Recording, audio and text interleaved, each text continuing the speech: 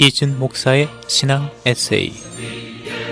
이 시간에는 두란노 침례교회를 담임하시는 이준 목사님의 말씀입니다.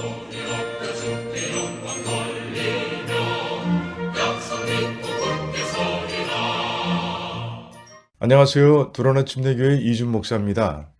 동방 박사들은 예수님께 드릴 선물, 즉 황금과 유향과 몰약을 준비해 왔습니다. 그런데 이 사건을 깊이 묵상하면 박사들이 주님께 드린 진짜 선물은 그들의 삶 자체였다는 생각을 갖게 됩니다.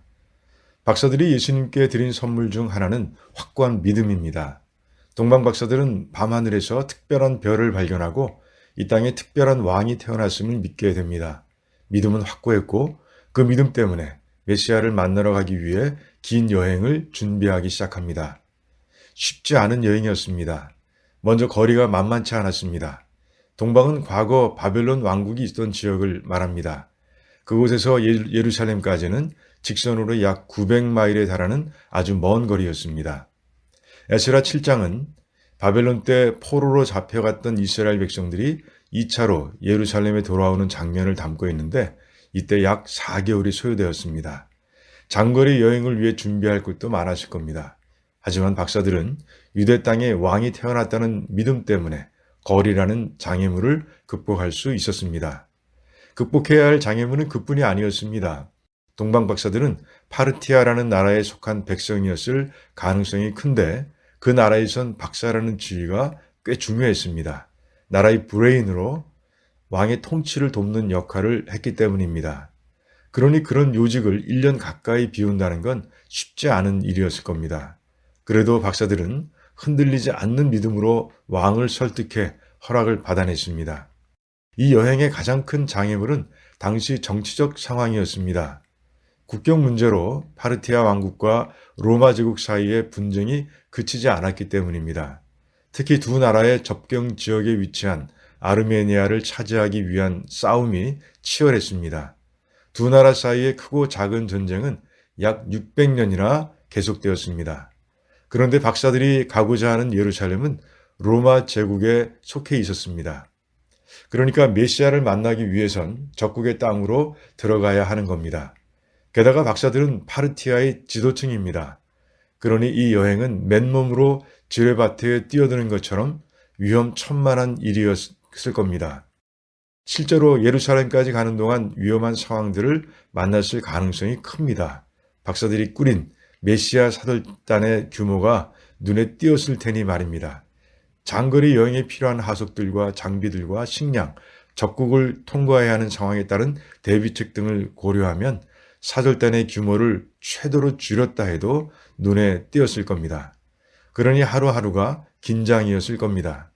하지만 박사들은 포기하지 않고 끝내 예루살렘에 도착했습니다. 그곳에 메시아가 계신다는 견고한 믿음 때문이었습니다. 주님께서는 박사들로부터 100% 순도의 믿음을 선물로 받으신 겁니다. 우리도 동방 박사들처럼 우리를 죄와 사망에서 구원하기 위해 이 땅에 오신 주님께 매일 믿음을 선물로 드리는 삶이 되길 바랍니다. 박사들이 주님께 드린 또 하나의 선물은 경배, 즉 예배입니다. 동방 박사들의 여행 목적은 메시아를 단순히 보거나 만나는 것이 아니었습니다. 이 땅에 왕으로 오신 예수님께 예배 드리는 것이었습니다. 메시아께 경배 드리고자 하는 박사들의 진심은 해당 본문에서 쉽게 찾아볼 수 있습니다. 헤롯을 만난 후 예루살렘에서 나와 베들레헴을 향해 가던 박사들은 동방에서 보았던 그 별이 갑자기 나타난 걸 보고 가장 크게 기뻐했습니다.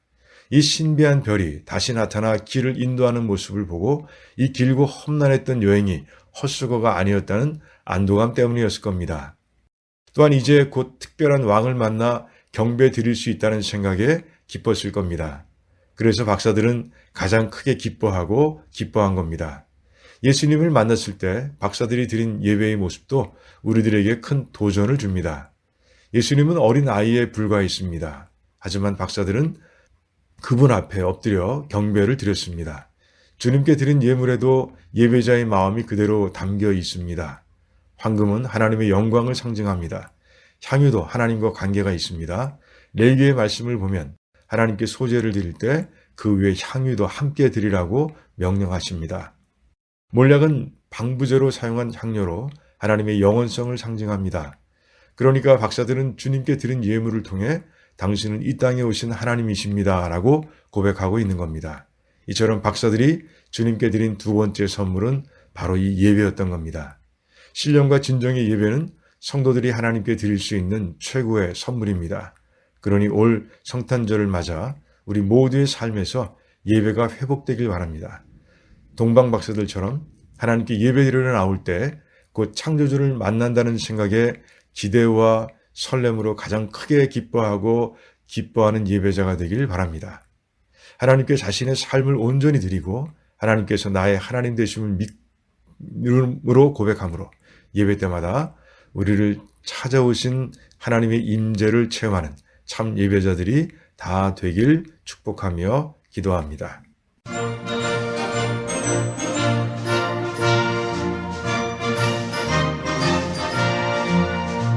지금까지 이준 목사의 신앙 에세이였습니다.